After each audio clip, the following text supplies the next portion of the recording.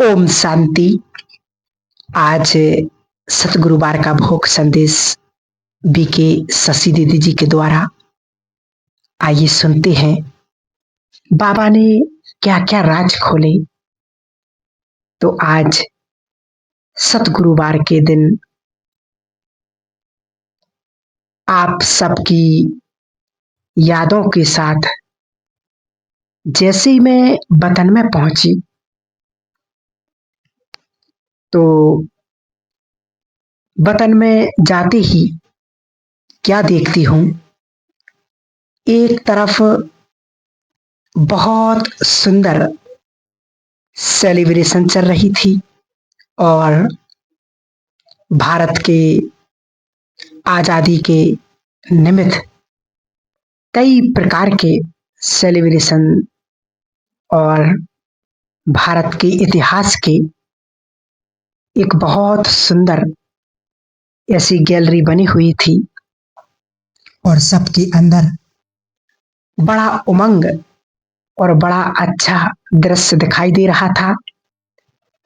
और बाबा दूर से उस दृश्य को देख रहे थे तो मैं भी देख रही थी कि भारत के ऐसे वीर जिन्होंने त्याग और बलिदान से एक ऐसा सुंदर उदाहरण प्रस्तुत किया। और बाबा ने कहा कि ये ड्रामा के अंदर ये भारत की महिमा का एक विशेष पार्ट है और सबको ही ऐसे बाबा दृष्टि दे रहे थे। सबके पास लाइट की किरणें पहुंच रही थीं और उनके स्वरूप बदलते जा रहे थे। दूसरी तरफ क्या देखती हूँ, थोड़ा दूरी पर सतयुगी दुनिया के बहुत सुंदर नजारे थे।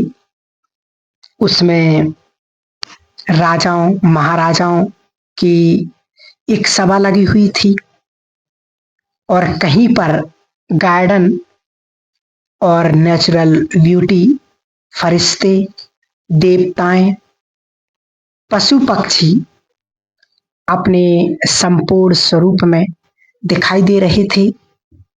तो बाबा ने देखते हुए सब बच्चों को इमर्ज किया। बाबा ने कहा, बच्चे आपको अपनी स्वर्ग की यादें स्मृति पलट पर हैं। तो सब बच्चे ऐसे यादों में खो जाते हैं बहुत खुशी में। और जैसे कि गोप गोपियां राज करते हैं वो सब के सब राज करने लगे और एक कुछ सेकंड के लिए जैसे कि सब नई दुनिया में पहुंच गए। तो बाबा भी मुस्कुरा रहे थे। बाबा ने कहा, बच्चों के लिए अब वो समय दूर नहीं कि अपने नई दुनिया में जाकर के राज करेंगे।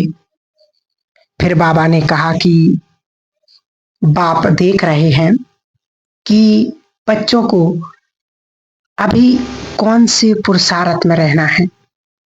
तो जैसे कि बाबा ने कहा नहीं कि कौन सा पुरुषार्थ, तो सबका वो स्वरूप आदि देवी देवताओं के रूप में दिखाई दे रहा था।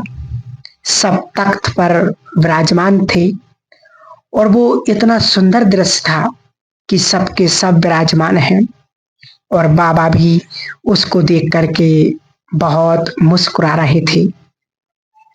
कुछ सेकंड के बाद क्या देखती हूँ कि उस तख्त से कुछ बच्चे जो सजे हुए थे वो उतर करके दूसरी तरफ चले जाते थे। तो उनका जो राजाई पोशाक था वो एकदम सिंपल हो गया था। कुछ बच्चे ऐसे थे उनको समझ में नहीं आता था कि उनका ये तख्त क्यों हिल रहा है। कुछ बच्चे ऐसे थे जो अपने तख्त को ही संभालने में लगे हुए थे। तो इतना होने के बाद फिर बाबा ने सभी बच्चों को सामने इमर्ज करते हुए कहा कि बाप हमेशा बच्चों को तख्त नशीन बनाते हैं और तख्त नशीन देखना चाहते हैं, लेकिन बच्चे बीच बीच में बाप के जो दिल तख्त हैं वहां पर विराजमान होते हुए भी बाहरी प्रभाव के कारण उस तख्त से उतर करके एक साधारण रूप में आ जाते हैं। और दूसरा, बच्चों को कभी कभी माया के सही पहचान ना होने के कारण उनकी अवस्था जो है कभी ऊपर तो कभी नीचे होती रहती है। तो माया के सही रूप को कई बच्चे हैं जो अभी तक नहीं पहचान पाए हैं, और कई बच्चे हैं जिनको बाबा हमेशा कहते हैं कि अपने आदि अनादि स्वरूप के स्मृति में रहो। जो आदि अनादि स्मृति स्वरूप में रहेंगे तो अपना भविष्य स्वरूप भी सामने दिखाई देगा। और अभी के वर्तमान की जो स्थिति है उस स्थिति के आधार से बाप के साथ अनेक प्रकार के अनुभव और अनेक प्रकार की अनुभूतियां कर सकते हैं। फिर बाबा ने कहा कि अभी बच्चों को क्या करना है।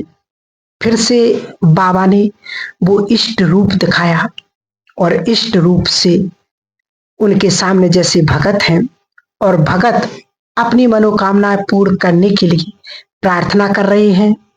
तो बाबा ने कहा अभी बच्चों को अपने इष्ट स्वरूप को पक्का करके उस स्वरूप पर टिक करके उस स्थिति में रह करके भक्तों की पुकार सुन उनका भी कल्याण करना है। और दूसरी बात बाबा ने कही कि बच्चों को